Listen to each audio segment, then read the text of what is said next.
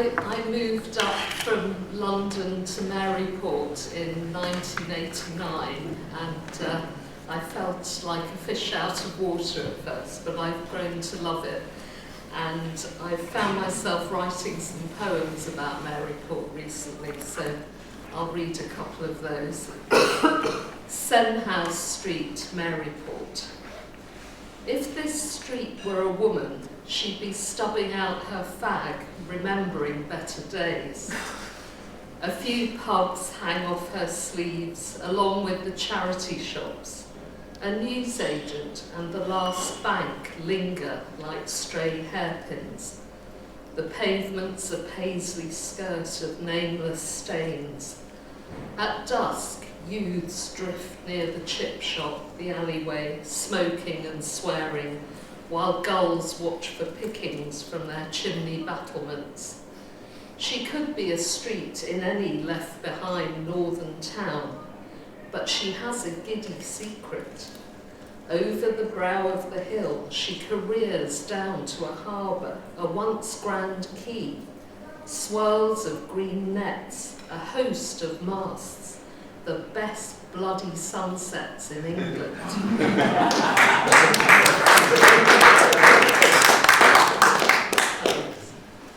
This is a slightly more downbeat one. Ghost shops. They haunt every town with their faded lettering above the door. X and Sons, established 1894. You walk past, remember you meant to buy a new watch strap but never did.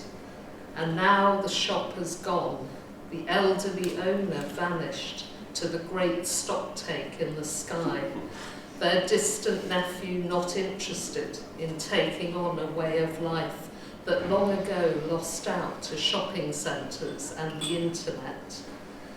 In the gentlemen's outfitters, silk waistcoats wait on their rails. Pastel bow ties lie in their boxes like dead butterflies.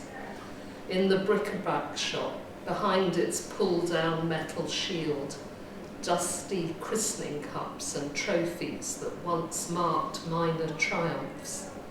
In the jeweller's, once run by a spinster and her brother, wedding rings languish in trays, never to circle anyone's finger. Things held dear, carefully arranged on shelves, recorded with pencil stub and notepad, regularly reordered.